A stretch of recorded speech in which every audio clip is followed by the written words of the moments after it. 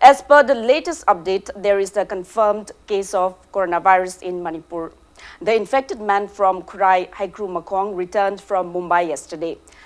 Let's get more detail from Impact News reporter Ketrameyum Premchan. Yes, Manipur has recorded third COVID-19 case today.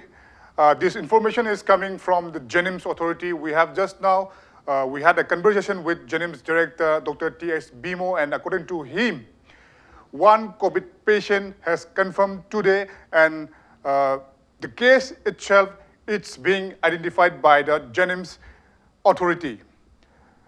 Breaking news to Haibitare, Manipur ahum suba COVID-19 gi patient ngasi confirm tauba ngamkhre hariba patient asi maru oina kogi Mumbai dagi lakpa mioi amani hariba mioi asi makoi manga lakminabani makoi manga lakminaba si surface rota lambida gari reserve toroka lakpani makoi manga mak ngarang asi khabai soida leiba quarantine center da makoi si leiraba matungda ngasi test taubada makoi manga gi manungda mioi ama positive oide haiba khangba ngamkhibani masigi matungda Jennings Authority na makhatana hariba mioi asi isolation ward ta thamduna layengna chathari hari adubu hoji asi Manipur da green zone oiduna lairibani adubu green zone asi positive oibagi case ama lakpanina makhatana karamba step sing lengang ala khora kadagi haibududi ngaihaki matungda tuan ba authority singdagi pauloroba matungda miyam da pizage hojigi nadi mok anchor Joyce Sinajari.